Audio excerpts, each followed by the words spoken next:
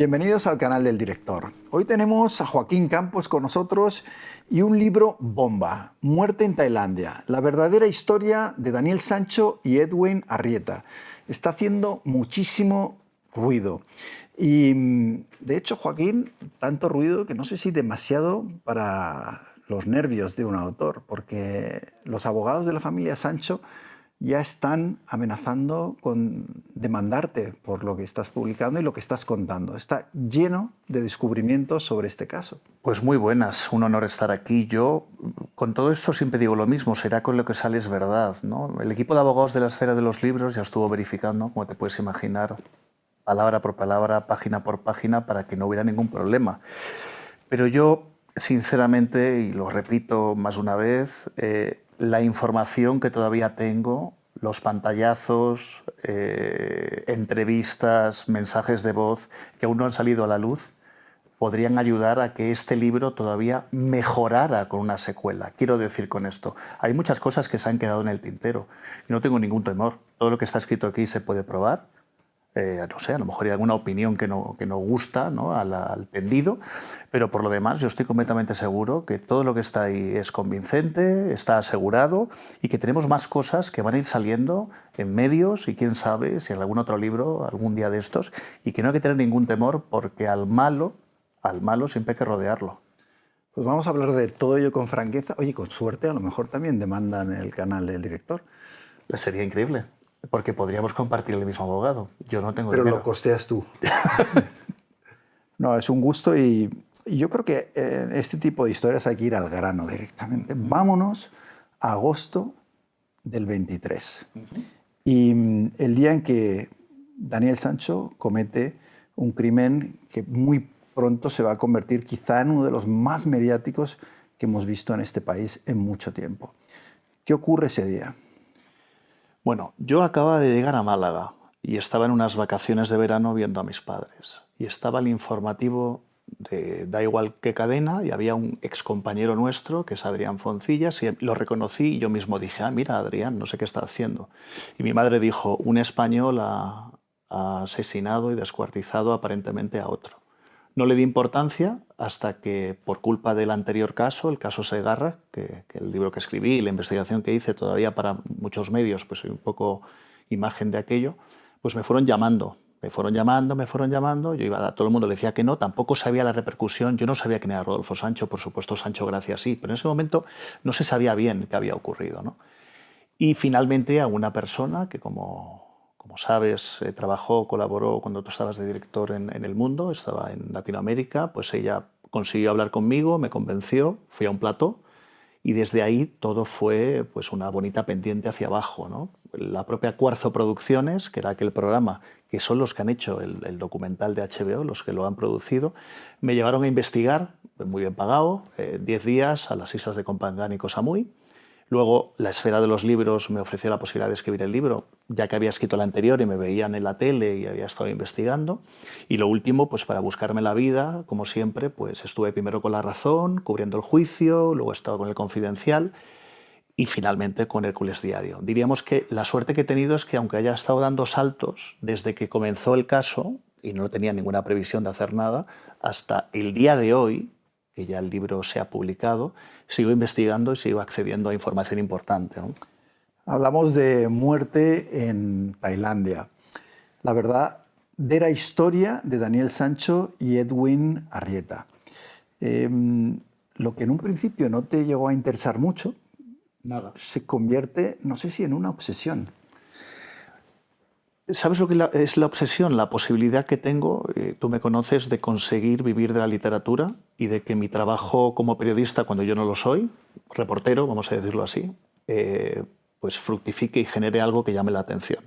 Yo creo que me han dado un balón de oxígeno, una oportunidad para hacer lo que quiero, un sueño que tenía, no precisamente en este caso. Al inicio, pues para mí me parecía deplorable, uno siempre quiere hacer historias maravillosas, particulares, y no estos temas tan candentes y tan pletóricos en esos platós, ¿no? de la prensa rosa y de los programas vespertinos, ¿no? Pero al final he ido dando la vuelta, intentando que tenga un cariz y un contenido que sea mucho más que eso, ¿no? Que algo rosáceo. Pongamos un poco en contexto, ¿no? Para que la gente, aunque todo el mundo conoce y ha oído hablar del caso Sancho, hay mucha desinformación también. Ha habido medios que han sido sensacionalistas, otros que han informado de cosas que no habían ocurrido, que han utilizado testigos que eran falsos. Bueno, ha habido un poco de todo. Vayámonos al día en el que Sancho comete el asesinato y hagamos una pequeña descripción con la información que tú tienes y la sentencia judicial de exactamente qué es lo que ocurre. Tiramos un poquito hacia atrás. Sí. Sancho es pareja de Edwin Arrieta y después de ser pareja... Que es un cirujano colombiano. Sí, es un cirujano plástico colombiano que ejercía en Colombia y Chile, de cierta reputación, que se codeaba con políticos. Todo esto vendrá después, se va a explicar mucho por sus inversiones en España. Y lo que ocurre es que de esa relación como pareja esporádica, él iba a España a menudo y él tenía ganas de quedarse, asentarse en España, llegan a un acuerdo, por decirlo así, para montar un restaurante y para otros negocios de hostelería, para que él sea su hombre en España, por decirlo así, ¿no?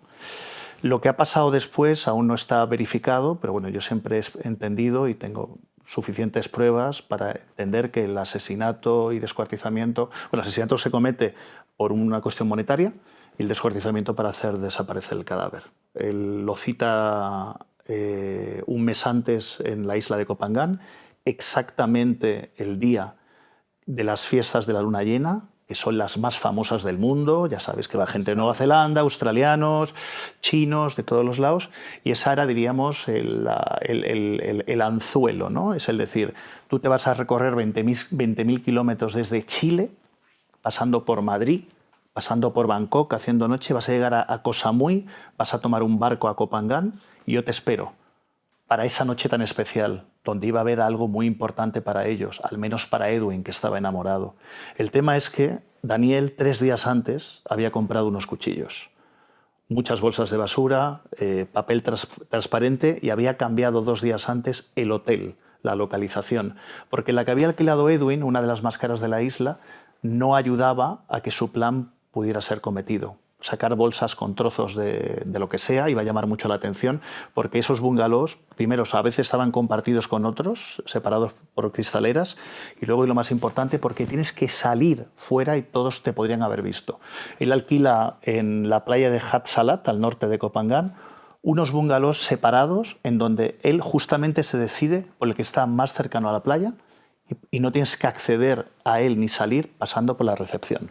Entonces él hace ese trabajo de ir sacando los trozos de Edwin, alquila esa canoa, tira en el fondo del mar. Bueno, esa es la historia. Y lo increíble es que se queda allí pensando que ha cometido el crimen del siglo, ¿no? Eso es una de las primeras sorpresas pensadas desde el punto de vista racional. Tú has cometido un crimen como este y tu mejor opción de salir impune es coger el primer barco de la isla, irte a Bangkok, coger un vuelo cuando todavía no se ha descubierto el cuerpo, irte a España y además con el beneficio adicional de que al haber pena de muerte en Tailandia no puede haber ninguna posibilidad de que te extraditen. Correcto.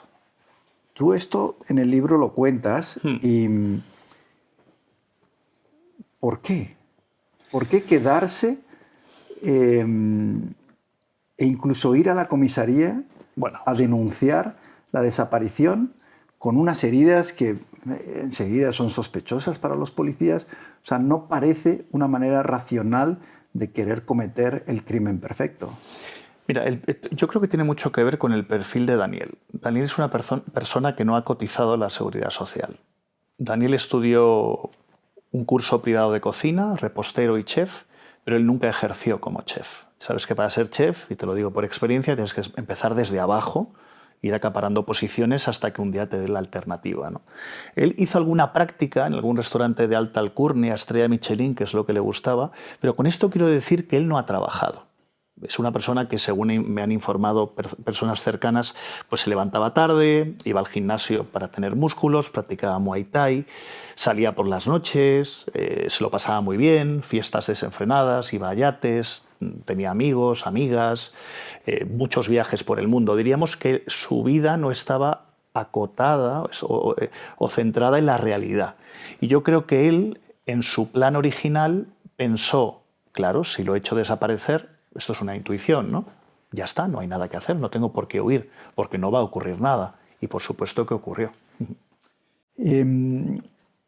Cuentas un poco la vida de Daniel Sancho, pues de no haber trabajado. En cierto modo en el libro se deja claro que era un mantenido, ¿no? de su familia, pero también cuentas episodios de violencia, de agresividad en su pasado, cuando salía de marcha en Madrid, en el club de tenis Chamartín, donde los expulsan. ¿A qué se debe esa actitud errática? Porque da la sensación de que sus padres se desentienden en cierto modo de su educación, la dejan en manos de sus abuelos y quizá ahí no recibe la educación, digamos, tradicional o la disciplina de un chaval de esa edad. Los padres se separan cuando él tenía 11 años y la mayoría del tiempo hasta que ha sido hecho preso, él ha vivido con sus abuelos hasta que fallece Sancho Gracia con su abuela. Y bueno, uno puede entender que la supervisión de un abuelo por diferentes generaciones y actitudes a la hora de controlar o de dar todo lo que pida, pues es muy complicada, ¿no? Yo creo que Daniel ha tenido, en este caso se puede decir, todo el mundo lo tiene, pero en su caso de manera flagrante, tuvo una oportunidad de oro para haber estudiado, para haber trabajado, para haber montado un negocio, para haber aprendido algo, ¿no? Él quiso ser tenista con 15 años, cuando ya los estudios tampoco los tenía muy claros. Él comenzó una carrera que la dejó el primer curso. Él quiso ser chef, pero rápido, en una escuela privada, y luego no quiso trabajar. Y bueno, yo creo que todas esas peculiaridades le han llevado a ser una persona que a todo lo que le decían, todo lo que hacía le decían sí. Una pelea en el club de tenis Chamartín, iba el padre a defenderlo, o el abuelo. Cada vez que ha tenido un problema judicial por peleas en un concierto en Santander, una parada de taxi en Madrid, ahí estaban todos para salvarle. Y yo creo que él ha entendido que lo que hacía no era del todo negativo. Y que no tendría consecuencias. Claro, y que no tendría consecuencias, correcto. Y al final las cosas tienen consecuencias. Seguramente si hubiera tenido consecuencias cuando le rompió la cara y perdió 2 piezas dentales, creo, la persona en la parada de taxi, que en vez de pagar una pequeña multa, o no sé cómo fue exactamente, pues a lo mejor no habríamos llegado a esta situación, ¿no? Que es la manera de sentirte completamente libre a la hora de que todas tus acciones no generen una secuela, no generen una mancha, una mácula. Y esta la ha generado de lleno, ¿no? Le va a afectar toda la vida. En la descripción que haces del asesinato, de lo que ocurrió, hay una premeditación clarísima, hay una intencionalidad, hay un plan. Correcto. Y eso parece que queda claro, incluso Daniel Sancho graba un vídeo con la policía, con una primera versión en la que parece claro lo que ha ocurrido, pero de repente hay un cambio, hay un giro y una segunda versión en la que ya todo ha cambiado. La víctima es un abusador, es una persona que le chantajeaba, en realidad hubo una pelea y un mal golpe provoca la muerte y ahí es donde él lleva a cabo el descuartizamiento, ¿no? Tú enseguida dudas de esa segunda versión, de ese cambio de versión. Esa segunda versión coincide con la llegada primero a las negociaciones de Marcos García Montes y luego con la firma o el acuerdo. Que es el abogado sí, que la familia contrata en España para llevar el caso. El padre. Hay que entender que es el padre porque la madre justamente ahí tenían como una especie de, están separados, tenían como una especie de coalición, ¿no? Para que ayudara a su hijo en toda esta historia, pero desde que Marcos García Montes aparece en escena e informa del plan a seguir, hay gente que se baja del barco. Y ha sido defenestrada públicamente incluso por Marcos García Montes, ¿no? Pero bueno, aquí lo esencial es que cuando llega Marcos se da un giro a todo, se acusa a la policía tailandesa de inventarse pruebas, de coaccionar, ¿no? De obligar a declarar. Que esto es interesante, por los que hemos vivido en Tailandia, y yo viví 10 años en la etapa de corresponsal de Asia, lo último que puedes hacer es avergonzar a los tailandeses que, aunque son muy amables y la gente les ve sonriendo y los turistas van y dicen, ¿cómo son los tailandeses de simpáticos? Sí, pero tienen mucho orgullo y como les hagas perder la cara, sobre todo si eres tú el blanco occidental que va ahí a decirles, oye, tú estás haciendo mal las cosas, creo que es la peor estrategia legal que he visto en mi vida. No, David, ha sido todo calamitoso. Y el tema de la policía, ¿no? Por un lado defendían la libertad y los derechos humanos en Tailandia y que el juez era un juez limpio y tal, pero a la par estaban diciendo que la policía le había dicho a Daniel que firmara una declaración en donde se inculpaba para, según ellos, salir lo antes posible en unas semanas o unos meses a España, lo cual no tiene sentido, porque si mañana, no sé, yo estoy o tú estás en Tailandia y un policía llega y te acusa de asesinato, tú lo que no vas a hacer es firmar la declaración porque te dicen que te vas en 2 días. Tú dirás, oye, yo no he hecho nada. ¿Cómo voy a firmar algo que no he hecho? No, nada se puede coger ni siquiera con alfileres, ¿no? Y de hecho la madre, Silvia Bronchalo, está totalmente en contra de esta estrategia. No solamente en contra, sino que está fuera del sistema mediático. Te puedes imaginar el dinero que le habrán ofrecido, como han ofrecido a todos. Ella no participa del documental, ella no participa de este show, pero ha estado apoyando a su hijo hasta el final. ¿La consideras el personaje más digno en todo este episodio? De la parte de la familia, seguro, completamente seguro. Y voy a decir algo, incluso más digno que la parte de Edwin, incluyendo la hermana, que la pobre ha sufrido la mayor desgracia, pero desde que, eso será otro tema a hablar, ¿no? Desde que se ha solicitado la indemnización, todo aquello también ha quedado demasiado nublado, ¿no? Para explicarse, para poderse explicar. Tú colaboras para diferentes medios y uno de los medios en los que recalas es La Razón. El primero. El primero. Y escribes sin ningún problema, pero una vez llega este abogado español, que además es una persona muy conocida, que ha defendido a famosos y demás, te encuentras con un problema en tu trabajo en La Razón. ¿Qué ocurre? Bueno, yo escribí un texto que además justamente fue lo que ocurrió y me llamaron, la persona a la que le debo el trabajo y mi supervisor, por decirlo así, me mandó un mensaje y me dijo: Marcos García Montes ha hablado con Paco Maruenda, le ha enviado un WhatsApp, de hecho me lo enviaron. Paco Maruenda es el director de La Razón. del periódico. En donde, bueno, me insultaba directamente, ¿no? Y lo increíble, ¿no? Por supuesto, yo no estaba en plantilla y no era seguramente el mejor periodista, pero estamos haciendo un trabajo desde allí importante, ¿no? Y a un buen precio. Y lo que ocurre es que se me dice que a partir de ahí se acabaron los trabajos de información profunda, especulativos, de análisis, y que nos ceñíamos a lo básico. Yo aún no me dio tiempo a decidir qué tenía que hacer hasta que al día siguiente me di cuenta que esa noticia la habían borrado. Sin mi permiso, aunque el director tiene el derecho a hacerlo, pero al menos que me informe, ¿no? Me parecía una bajada de pantalones ante una persona que yo considero que no es un ser profesional y que este caso es el... Paco Maruenda en ningún caso te llama ni te explica nada sobre por qué ese artículo ha sido borrado.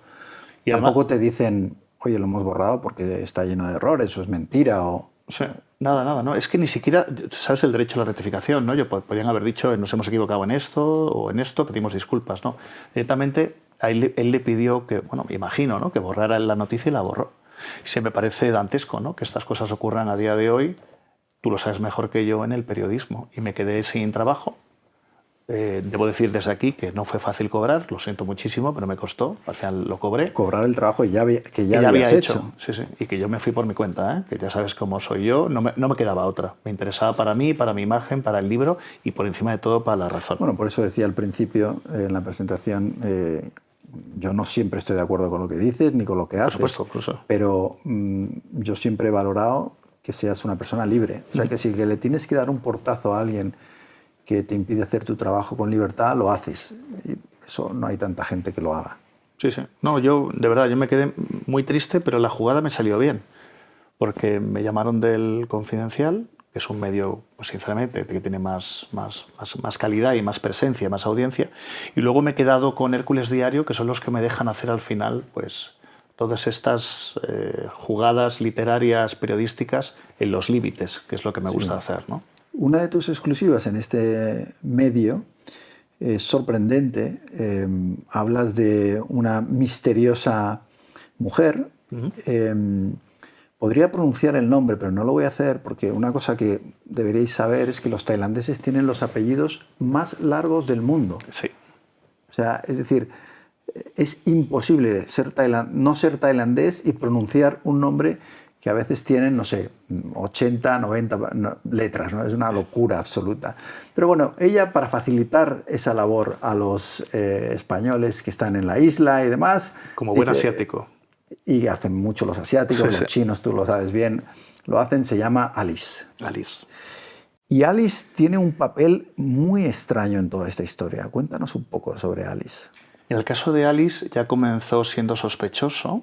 Yo fui el primero, la razón que lo comenté, porque no tenía sentido el que Rodolfo Sancho hubiera hecho deprisa y corriendo un episodio cero para un documental y se hubiera cobrado un dinero que suponemos muy alto, justo antes de que comenzara el juicio.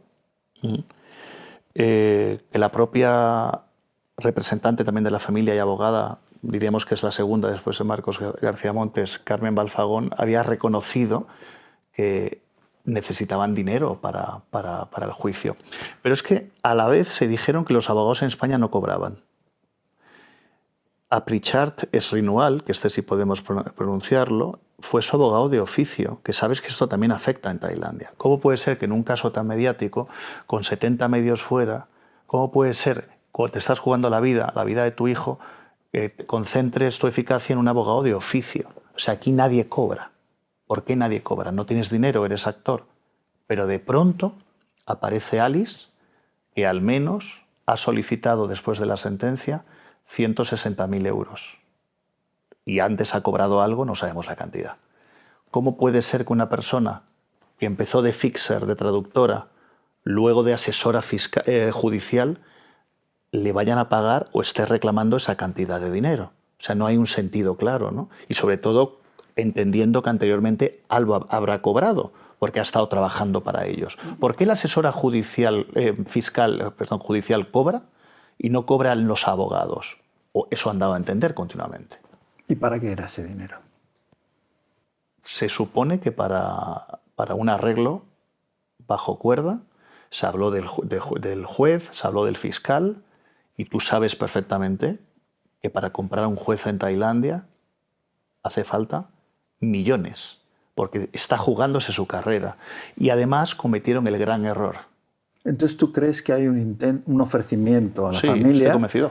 de vamos a sobornar al juez? Bueno, sí. Y vamos a sacar a vuestro hijo de aquí, y esta persona se aprovecha. Sí, para mí ha sido una estafa. Y les dice, yo puedo conseguir esto. Yo puedo conseguir que el juez absuelva a vuestro hijo, a Daniel Sancho, y evidentemente el precio, como tú dices, es imposible, ¿no? Pero ocurre otra cosa, ¿no? Por los casos que yo seguí cuando era corresponsal de españoles. Y es que una vez un caso se convierte en algo tan mediático... Correcto. Ningún juez va a aceptar nada. Por supuesto. Sí. Yo los acuerdos que he visto que se han alcanzado, incluido un grupo de chavales que estaban en Bali, fueron detenidos por un caso de drogas y pertenecían a familias bien, incluido el hijo de un diplomático. Y recuerdo que yo estuve a punto de escribir la historia. Estaban en la cárcel, llevaban varios meses, y en el momento en el que iba a escribir el artículo, me llamaron fuentes diplomáticas y me dijeron, te pedimos que no lo publiques. Y pregunté, ¿por qué? Me dijeron, porque estamos negociando con el juez bajo cuerda. Y si esto se convierte en un caso mediático, el juez no va a poder aceptar ningún soborno. Recuerdo que me lo contaste, no me acuerdo. Sí. Ahí es donde tuve yo un poco que decidir, ¿no? ¿Qué hago?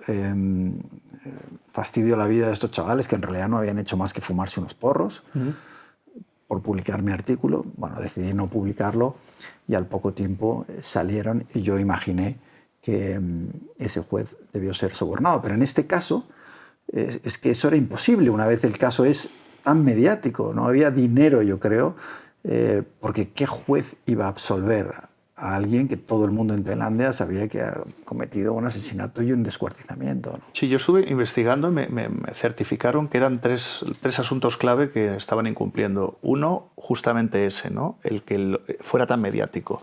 Otro, el que cuando hay un arreglo no quieren que haya cuerpo diplomático. Y el cónsul estuvo prácticamente en todas las sesiones.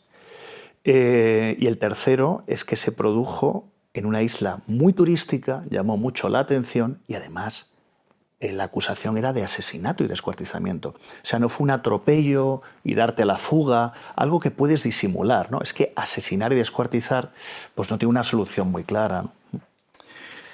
Eso no va a ningún sitio, ese presunto intento de soborno o lo que fuera. Y Daniel Sancho es condenado a cadena perpetua. Hay una cosa, porque en tu libro los que se llevan una buena somanta de palos son los periodistas que cubren este caso y los que van a la isla y demás. Y ya desde muy principio en el libro tú cuentas que los periodistas que están allí hacen una porra. El día de la sentencia. Sí. Mientras están esperando la sentencia, lo peor no es la una porra para ver cuánto le cae.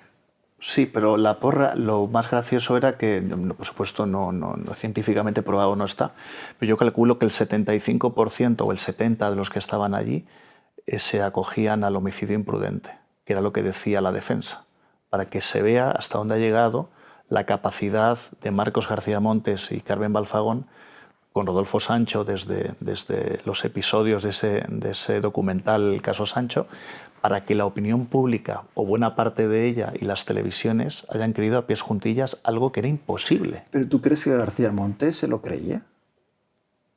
Se lo hizo creer la gente. Pero él lo creía porque, vamos a ver, cualquiera que tenga una mínima noción de lo que es el sistema legal tailandés, y yo quiero imaginar que él hizo algún estudio sobre, o hubo personas que le aconsejaron, sabía que eso era imposible. Pues tú sabes lo que ocurre, tú sabes lo que pienso.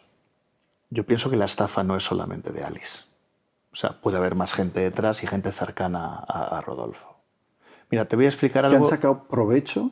Sí, que han sacado provecho, seguro. Del drama y que sabían, familiar que también está viviendo esa familia. Y que sabían lo que iba a ocurrir, como tú bien sabes. Mira, perdona que tú haces las preguntas, pero voy a hacerte yo esta, por experto en Tailandia más que yo. ¿Cómo encajas esta situación? En Koh Phangan, una isla perdida, se comete un asesinato y descuartizamiento, una persona es acusada de ello, viene un juicio y aparece un ruso para, eso ya lo publicó El Confidencial, para intentar arreglar la sentencia. ¿Cómo un ruso va a ver a un actor español de segunda fila que vive en Fuerteventura, cuando seguramente ni el ruso habla bien inglés y Rodolfo Sancho tampoco? Y luego aparece Alice. ¿Quién pone en contacto a esta gente? Que hay un ruso en todos los juzgados de Tailandia preguntando, oiga, ¿qué tiene usted? ¿Le voy a ayudar? No, es extrañísimo. No, evidentemente esto viene desde España. ¿A alguien con contactos? Pero es muy fuerte, ¿no? La posibilidad de que, por supuesto, aquí el primer drama es la víctima. Por supuesto. Y la familia de la víctima. Pero yo creo que cualquiera que sea padre entiende también el drama de que tu hijo haya cometido una barbaridad de este tipo. Están viviendo un drama también. Que alguien pueda querer sacar provecho a esto para estafar a la familia o para aprovecharse de la familia, o sea, me parece que dentro de las indignidades de la condición humana esto roza un poco todos los límites.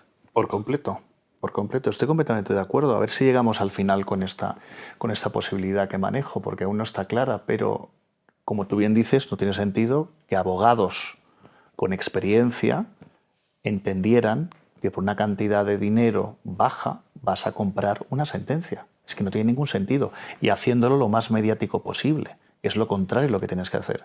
Entonces, ¿qué sentido tiene, ¿no?, a que esta señora Alice esté ahora pidiendo una cantidad de dinero que, por cierto, va creciendo? Va creciendo como en las mafias, si te das cuenta, ¿no? Los intereses, como si hubiera intereses. Sí, ya Oye, está, me debes tanto. Ya va por 200.000. Está exigiendo a la familia 200.000 euros. Empezó por 160.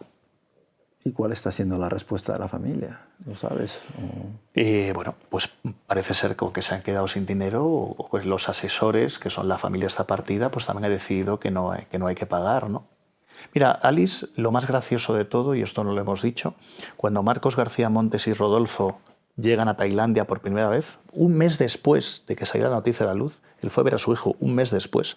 Llegó con Marcos García Montes, se cambió toda la estrategia, el abogado legal que había, fiscal, un tipo famoso, Anancho Apriabart, se quedó fuera. Es cuando negocian con Alice y lo primero que se hace es llegar al tribunal, a la cárcel, para que Daniel firme unos poderes en donde su representante legal en Tailandia es Alice. Esto pasó desapercibido porque nadie sabía quién era Alice y esto salió en el sumario al final. Pero ¿tú te imaginas que tu representante legal es una persona que ahora está pidiendo a tu familia 200.000 euros o 180.000 antes? ¿Qué sentido tiene esto? ¿Y por qué no era tu representante legal tu abogado? Hablas bastante en el libro del padre de Daniel Sancho, un actor conocido, aunque no tanto como No es Antonio Banderas, el abuelo o el abuelo, ¿no? que es casi una leyenda, ¿no? Y ahí también se nota que claramente tienes cosas críticas que decir sobre su actitud en general.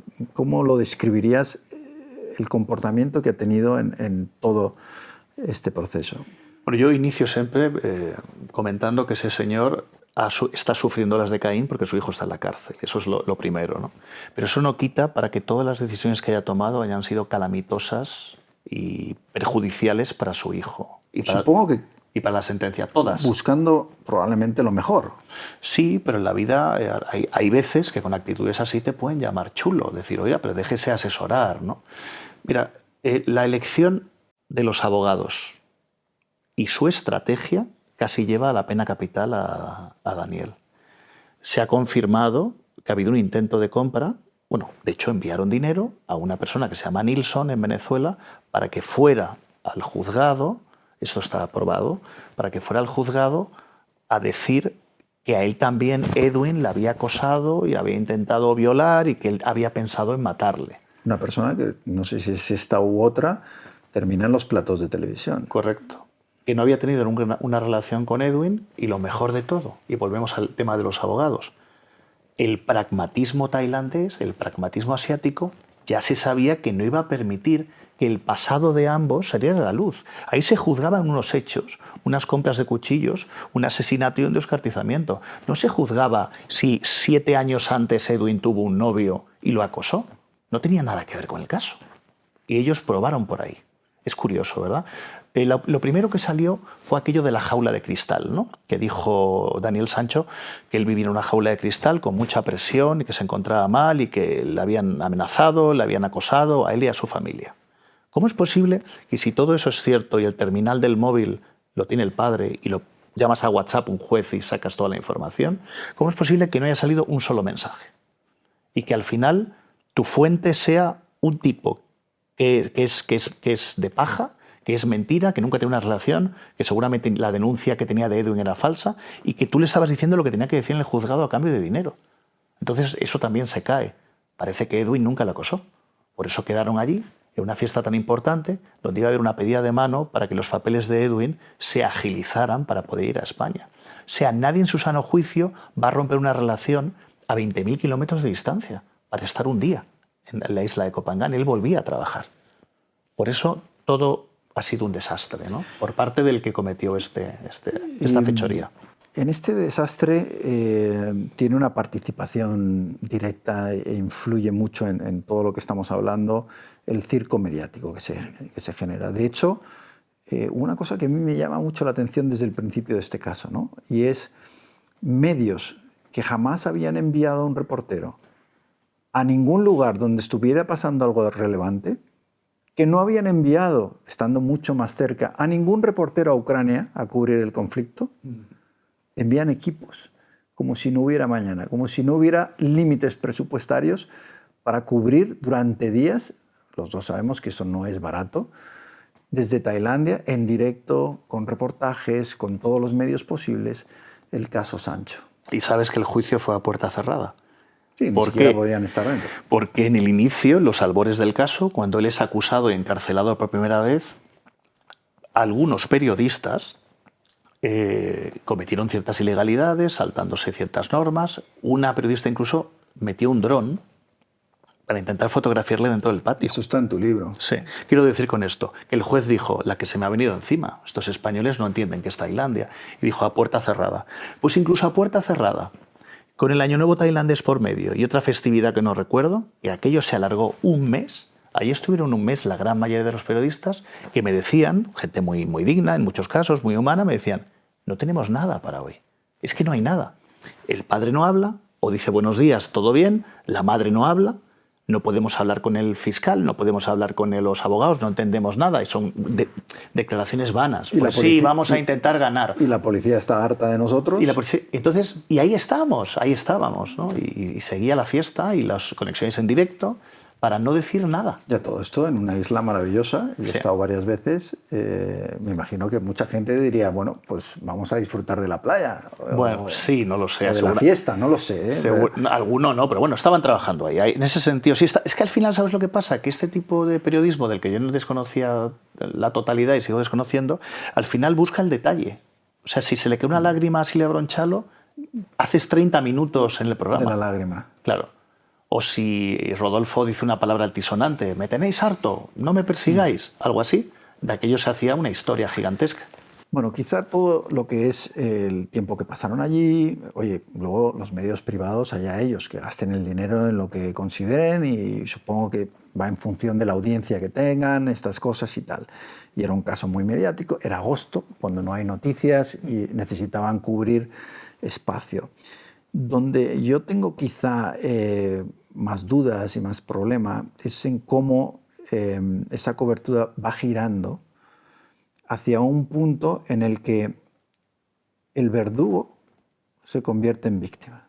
Y la víctima, es decir, el cirujano colombiano al que han asesinado, pasa a ser el malo. Se convierte en un presunto pederasta, en un narcotraficante, violento, malas praxis en las operaciones, deudor, violento, amenazas de muerte. Pero todo esto con información sin ninguna fuente, sin ningún rigor. Sí. Es como, no sé si es la complicidad de los medios. Correcto. A la hora de, en cierto modo, blanquear un crimen. Es la parte que aún me falta por comprender del todo. ¿Por qué se ha blanqueado un asesino descuartizador, por muy hijo y nieto de actores que sea? Y que sea guapo y todas estas cosas. Es la parte que aún intento entender por qué. Sé que ha habido altas instancias, sé que ha habido, bueno, en el libro lo explico un poquito, ha habido ministerios que han estado un poco... Pero a mí me recuerda un caso que a mí me tocó cubrir también, ¿no? En mi etapa de corresponsal en Filipinas, Paco Larrañaga. No sé si te acordarás, pero Paco Larrañaga fue condenado en Filipinas a pena de muerte por el asesinato de 2 chicas. Y yo fui a la isla de Cebú, estuve en la cárcel, le entrevisté en la cárcel en Filipinas, entrevisté a la familia, a los amigos, a la policía de Cebú, donde había tenido lugar este crimen. Y cuando saqué el reportaje, finalmente, donde había muchísimas dudas, pero yo me leí la sentencia, que eran como 1000 páginas, empecé a ver cosas extrañísimas. El juez que le condenó aparece muerto.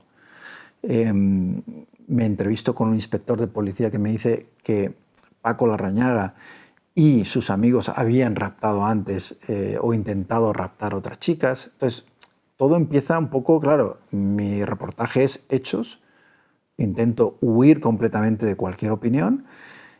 Y cuando la gente lo empieza a leer en España, le dan completamente la vuelta a la historia, y también Paco Larrañaga termina convirtiéndose en una víctima del sistema carcelario y punitivo filipino, hasta el punto de que se montan unas campañas increíbles para lograr su liberación, o al menos su traslado a España, donde llega a intervenir el rey, donde interviene el gobierno, donde hay una ofensiva diplomática que finalmente consiguió su traslado de Filipinas a España. Con una sentencia por asesinato. Sentencia de muerte. Me llama mucho la atención. Yo es que el tema en Filipinas no lo entiendo bien. Bueno, este ya es más antiguo, el tema, pero quiero decir que en ese momento los medios españoles ni siquiera se planteaban la posibilidad de que fuera culpable. Es que lo habían absuelto. completamente de aquel crimen. Y yo me entrevisté con los padres de las víctimas también, que lloraban y estaban destrozados, y me llamaba la atención ya entonces que, no sé si porque era español, porque venía de una familia rica, de hecho su madre era la hija de un presidente filipino y estaba casada con un antiguo pelotari vasco. Bueno, toda la historia era de película o de serie, ¿no? Y en este caso me recordó mucho a eso, ¿no? Que de repente los medios, yo no sé si porque él era español o, y esta es una pregunta ya difícil de contestar, porque la víctima era colombiana. No sé si había cierto desprecio a, no sé, pero la cuestión es que ese blancamiento se produce. A mí me llaman de algunos programas de televisión para que vaya a intervenir. Me digo, imposible, jamás iría a un programa de esos, porque estaba ya viendo el tratamiento que estaban haciendo del caso y me parecía inaceptable. Mira, David, a mí me llamaron para un programa de televisión para dar mi enfoque, un par de preguntas, los 2 días antes de la sentencia, que yo fui a Tailandia, a lectura de la sentencia. Y me preguntaron lo que yo pensaba y dije, lo de siempre, pena capital. Y entonces yo comenté, pero si es que él ya reconoció los hechos y los explicó concienzudamente en un vídeo. Y la gente que estaba en el debate no lo sabía. O sea, se ha ocultado hasta eso. La gente decía, ¿pero cómo? ¿Por qué? Porque las televisiones han estado completamente del lado de la estrategia y de Marcos García Montes y Carmen Balfagón, y la gente no se preocupa, como tú o como yo, de leer el sumario. Entonces la gente llega allí y comenté aquello y decían, ¿pero qué dices? Eso está grabado, ¿eh? La gente no sabía, en su inmensa mayoría, que Daniel Sancho, cuando fue acusado formalmente de lo que luego ha sido sentenciado, él había reconocido los hechos 2 veces y había ayudado a la policía a buscar los trozos de Edwin que había diseminado por el mar y por un cubo de basura. O sea, eso se ignoró, se obvió. Y quizá el momento cumbre de esta bajeza periodística que se perpetra es ese momento que hemos comentado antes, ¿no? Que es cuando se utiliza a un supuesto abusado por Edwin para intentar corroborar la versión nueva en la que Daniel Sancho dice que él estaba sufriendo pues, este acoso, etcétera, ¿no? Y en tu libro queda claro que esa persona que se presenta en la televisión y que está haciendo declaraciones, en realidad probablemente lo que ha hecho es cobrar. Sí. No sé si de eso tenemos... Tengo constancia. Además, tengo constancia que el dinero que se cobró se separó entre una parte, que no puedo decirlo porque no tengo la factura, una de esas partes que sale en la tele defendiendo a Daniel Sancho, y la otra parte fue para este ciudadano, que nunca tuvo una relación con Edwin. Mira, esto es tan fácil. ¿Cómo es posible que en este tipo de prensa lleven a un señor con la cara difuminada, la voz tal, y pixelada, perdón, y explique una falacia y ni siquiera una sola vez haya un pantallazo de ellos, ¿no? Hola, cariño, quedamos hoy a las 5. Porque de Edwin y Daniel sí salieron muchos pantallazos, muchos mensajes. Pero ¿por qué de esa persona que se estaba inventando todo, al menos, oye, pero no tienes un... Es que a lo mejor nos estás mintiendo. Es increíble que ni siquiera preguntaran eso.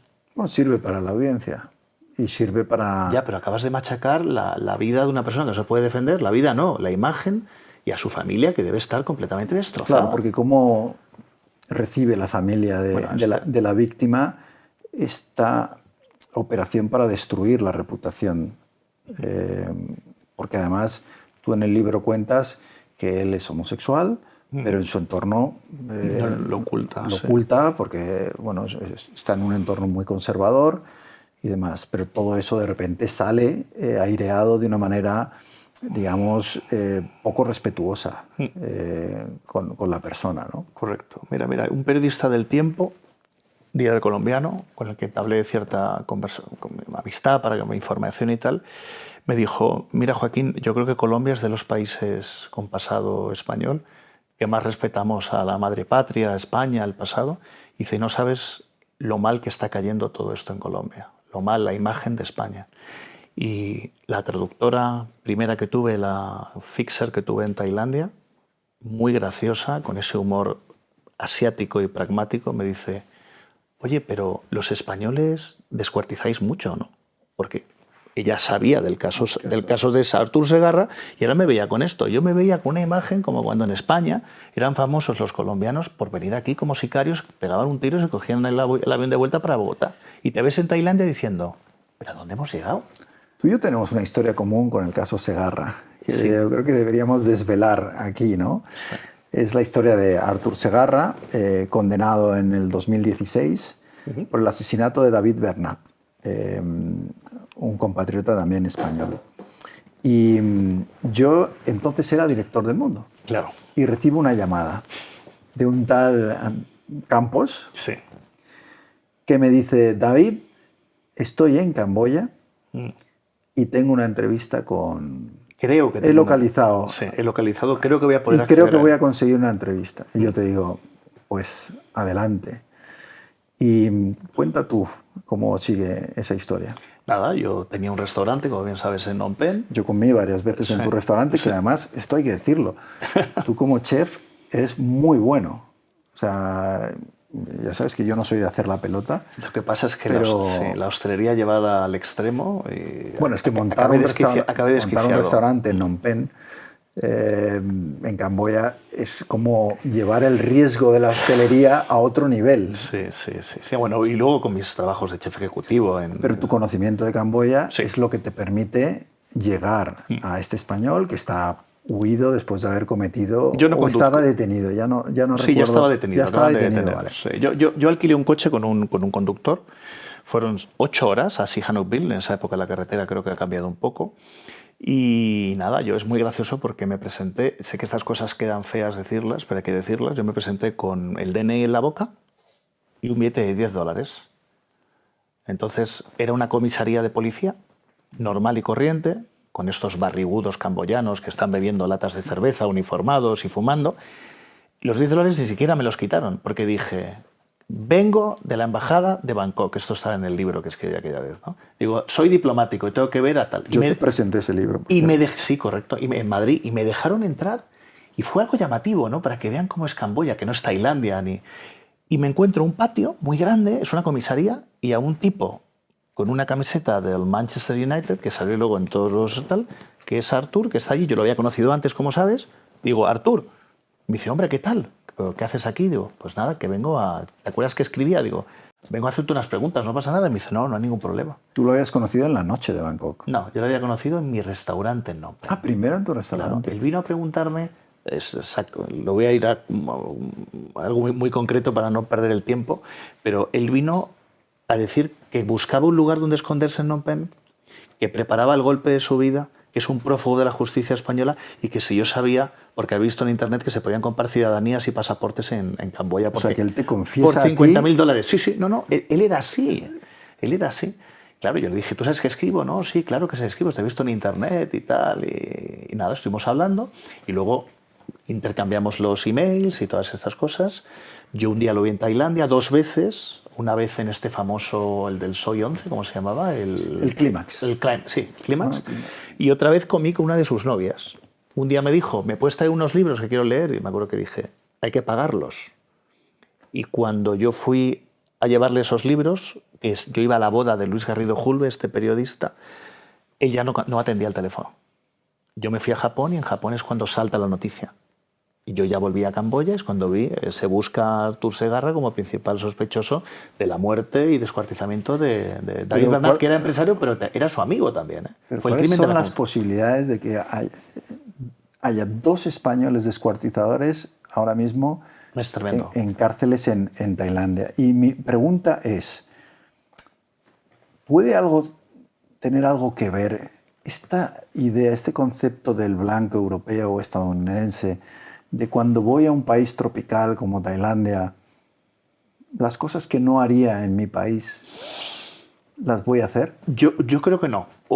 Puede ser en algunas cosas, pero no en descuartizar. El tema de Segarra es que Segarra ya estaba allí, ya vivía. Y el tema de Sancho, es que fíjate lo de Sancho, ahora volvemos atrás, es que seguramente ni leyó, ni se enteró de quién era Segarra, porque si se hubiera enterado diría, oye, que aquí ya han pillado a uno. Y lo han condenado a muerte. Y lo han condenado a muerte.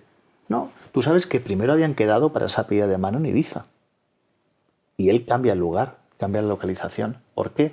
Porque él pensaría que allí estaba por encima del bien y del mal y que los policías tailandeses... Pero eso un poco es la teoría que yo estaba intentando Sí. sacar, la idea de que, bueno, allí me voy a poder librar. Claro, ¿no? claro. ¿No? Que es No un te- concepto muy de la industria del turismo sexual y de los abusos que ha habido durante... Sí. Ahora en Tailandia ya está más controlado, pero hubo una época en la que iban un montón de occidentales y abusaban de menores Correcto. y demás, ¿no? Y daba la sensación de que su mentalidad era, bueno, esto yo jamás lo haría en mi país, pero a 10.000 kilómetros de distancia, en un país más pobre, con un sistema judicial mucho más deficiente, bueno, voy a poder hacerlo con impunidad y no va a pasar nada, ¿no? O sea, no sé si esa idea está en estos crímenes. Yo, cuando llegué a la corresponsalía, una de las primeras cosas que hice fue ir a una cárcel tailandesa y entrevisté a lo que entonces eran 7 presos españoles que había. Había llegado a haber 32 presos españoles en las cárceles, pero todos eran por drogas. De hecho, había algunas mujeres también. En la prisión de mujeres me impresionó especialmente, porque recuerdo que había una celda no muy grande, una habitación rectangular, y allí dormían esparcidas en el suelo. Era, imagínate, con personas tuberculosas, con todo tipo de enfermedades, o sea, terrible el sitio, ¿no? Yo no sé hasta qué punto las cárceles tailandesas han mejorado desde entonces, no lo sé, la verdad. En el caso de Sancho, él inicia su detención en una cárcel, digamos, más suave,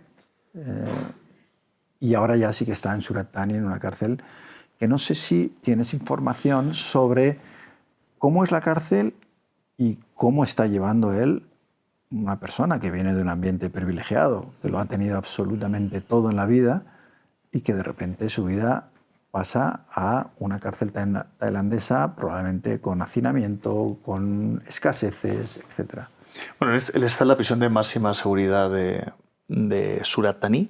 Está con reclusos de su mismo nivel, pues hay más asesinos, hay más pederastas, hay gente pues peligrosa, diríamos, con penas altas, ¿no? Delitos de sangre. Él estaba, lo último que supe, en una celda con 34 personas más, con capacidad para 18. O sea, según dicen, están mejor que en otras, están menos hacinados, pero hay una capacidad mayor. Es una cárcel nueva, ¿de acuerdo? Y él sigue bajo la tutela de Alice, que es la persona que está yendo allí y que pues a lo mejor hace alguna aportación, ¿no? Todavía, pensando en qué va a cobrar para que su peculio lo tenga mejor para poder comprar cosas, ¿no? El asunto peligroso de Daniel es que solamente habla con la parte que le cuenta que lo van a sacar. O sea, ¿tú Entonces, crees que él sí. cree que lo van a sacar? Claro, él sigue pensando igual. Claro. Él piensa que esto ha sido un error y que el padre lo va a sacar y que Marcos García Montes lo va a sacar y que Alice y sus contactos lo van a sacar. Y él aún nadie le ha dicho, Daniel, ni va a haber apelación y si la hay, esto podría ir a peor. Y a ti te quedan aquí muchísimos años y lo primero que tienes que hacer, como tú bien sabes, es reconocer los hechos, pedir disculpas a la familia, pagar la indemnización, portarte bien y solicitar el perdón real. Y así, en 8 o 9 años, si todo va medio bien, Puedes pedir un se inicia el traslado, proceso para el traslado a para el España. traslado a España a seguir en la cárcel. Pero bueno, como tú bien sabes o sospechas, y yo también, una persona que ha vivido en yates, fiestas, club privados, mujeres, tal, ¿cómo va a aguantar, cómo será su horizonte cuando ya diga no hay nada más que hacer, ¿no? Y estoy aquí en un lugar donde prácticamente no hay extranjeros y donde soy un blanco fácil, y nunca mejor dicho, ¿no? ¿Los padres están pudiendo ir a visitarlo? Desde que se ha hecho público que Alice, desde antes, desde que Alice se está solicitando un dinero que no sabemos aún a cambio de qué, pero todos lo sospechamos, no ha ido ninguno de los dos. O sea, el padre, desde la sentencia, aún no ha ido a verle a la prisión de Surat Thani. Es algo extraño. Pasó las Navidades, fin de año, Día de Reyes, y la madre estuvo los primeros días que se quedó después de la sentencia. O sea, la coacción y el chantaje parecen claros.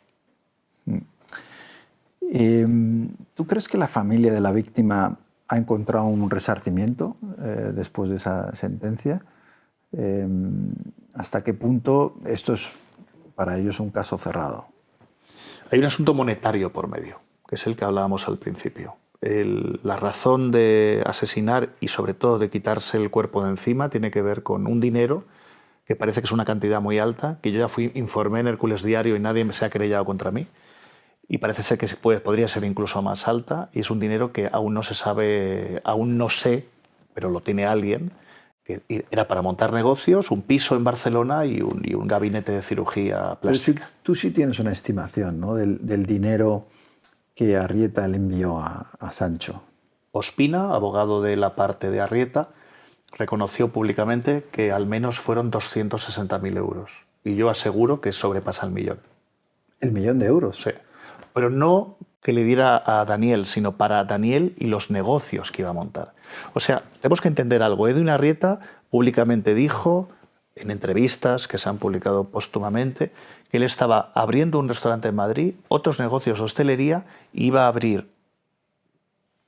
comprarse un piso, ya había alquilado un piso, iba a comprarse una vivienda, que iba a ser mitad vivienda, mitad gabinete. Despacho. Tú sabes lo que cuesta un piso en Barcelona, tú sabes montar un restaurante. Era realmente una participación del mismo para abrir otro. Todo eso es... Nadie va a España a hacer todo esto sin dinero, ¿no? O sea, tú descartas cualquier móvil que no sea el económico. Completamente, al 100%. No existe otro. No hay otro. Y va a salir a la luz, ¿eh? Yo estoy, de verdad, estoy cerca, ¿eh? Estoy cerca. Lo que pasa es que aquí la situación se complica bastante. Porque es muy posible que, bueno, Edwin no tenía el dinero, todo ese dinero no lo tenía Edwin, y Edwin tuvo gente que le ayudó, y que fueron inversores, que quisieron comprar partes de sus negocios, o hacerles préstamos, o por qué no decirlo, a lo mejor blanquear dinero.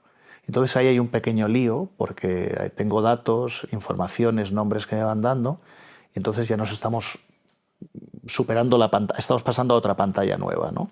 Entonces hay que tener todo bien atado y saber qué se puede publicar, qué no se puede publicar.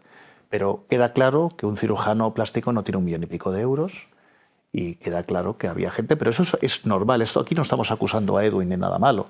Si yo voy a montar un restaurante y David Jiménez quiere invertir 100.000 euros, yo no sé si ese dinero lo has conseguido por tu trabajo o porque hiciste algo ilícito, ¿no? Yo confío en ti y quiero que tú tengas el 20% de mi negocio. Y más o menos los tiros van por ahí. De todas las cosas que se han dicho de Edwin Arrieta, negativas, ¿hay alguna que tenga credibilidad? Porque se han dicho barbaridades. Hay dos que no son barbaridades, pero que hay que entenderlas. Una, que es muy importante, que él no tenía la titulación para ejercer en Chile. En Chile no convalidaban el título que consiguió en Argentina y lo estuvo. Me parece... Bueno, digo para contar algo tal. Y luego hay otra que tiene 25 denuncias por mala praxis, pero yo hablé con un cirujano plástico en España y me dijo, ¿en un año? Digo, no, en 8 o 9 años. Dice, eso no tiene ninguna importancia, porque hay mucha gente que denuncia o para recuperar el dinero o porque creían que iban a salir como Miss Mundo.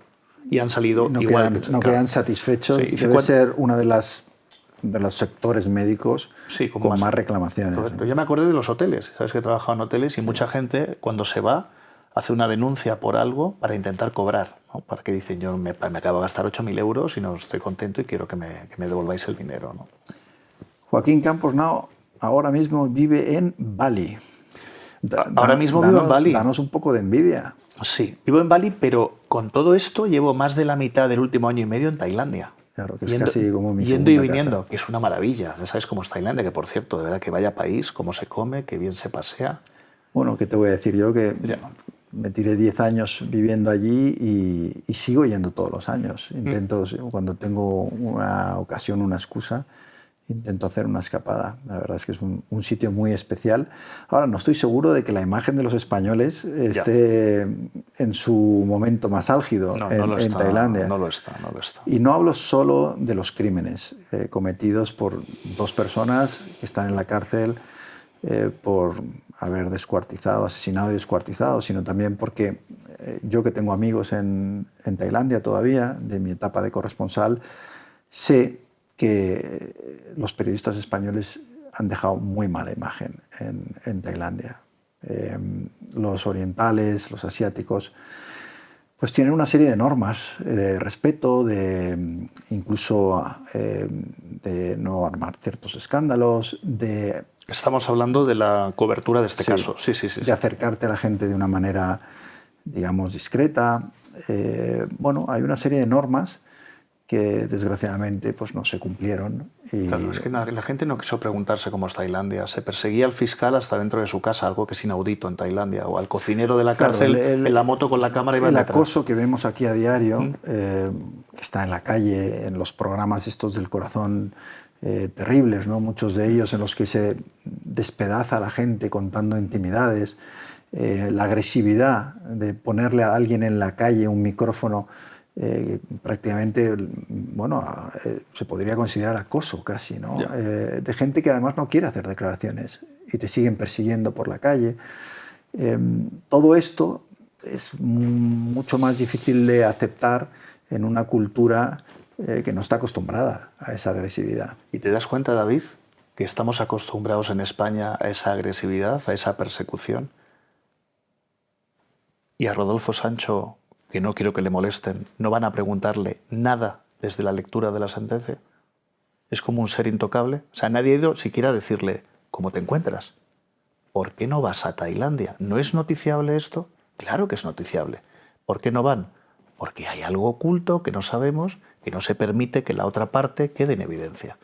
Si no, ¿cómo puede ser que estuviera hasta en la sopa este caso, hasta la sentencia, y que ahora los abogados hayan desaparecido y nadie vaya a ver a Rodolfo? Rodolfo, tu hijo te echa de menos, ¿no? ¿Has hablado con él? Se ha acabado eso. En Muerte en Tailandia cuentas muchas cosas, pero da la sensación, por lo que hemos hablado, que todavía hay muchas cosas por descubrir en este caso. Muchas más. ¿Y cuál es tu empeño? En el sentido de, has dicho, bueno, yo he escrito mi libro, hasta aquí he llegado y a otra cosa. ¿O tienes la intención de seguir investigando este caso, de intentar averiguar esos agujeros negros que todavía quedan? ¿Etapa cerrada o esto es el comienzo todavía de algo que, quién sabe, nos trae una secuela en algún momento? Sí, no sé si va a traer una secuela, pero creo que hay asuntos por cerrar y que me interesa seguir participando de ellos hasta... O sea, no quiero jugarme la vida tampoco, como te decía, porque el tema colombiano, lo siento mucho, es un tema más peligroso. Mira, hay algo que ya he anunciado yo públicamente y también te lo voy a comentar aquí. Por medio de una investigación policial internacional, blanqueo de dinero y mafia rusa, sabes que esto los países importantes lo hacen así, se ha llegado a asuntos que tienen que ver con inversores de Edwin Arrieta y con el tema de Alice y por qué está Alice ahí. Y hay unas personas que, como al final, es muy triste decir esto, soy la única persona que está haciendo esto, que se han puesto en contacto conmigo y estamos como intentando ver todo lo cierto que es, todo lo tal. Y esto es importante que tenga una repercusión internacional porque va a ayudar a que el dinero, primero, y a que sepamos exactamente Alice por qué hace esto. Bueno, mucha suerte en la investigación, Muchísimas gracias. En seguir esas pistas. Y a todos vosotros, ya sabéis, Joaquín Campos, Muerte en Tailandia, la verdadera historia de Daniel Sancho y Edwin Arrieta. Por cierto, me gusta la portada. Sí. Es bonita, sí. Todo el mundo me lo dice, todo el mundo. A mí una portada así muy gráfica no me habría convencido. Ya. Me gusta esas sombras, ¿no? Y ese ambiente tailandés. Y luego el verde, que es muy de Tailandia. Total. Ha sido un enorme placer tenerte. Placer, David. Un honor. Te espero pronto para una segunda tanda. Y a todos vosotros, muchas gracias por estar otra vez aquí en el canal del director. No os olvidéis de suscribiros y hasta pronto.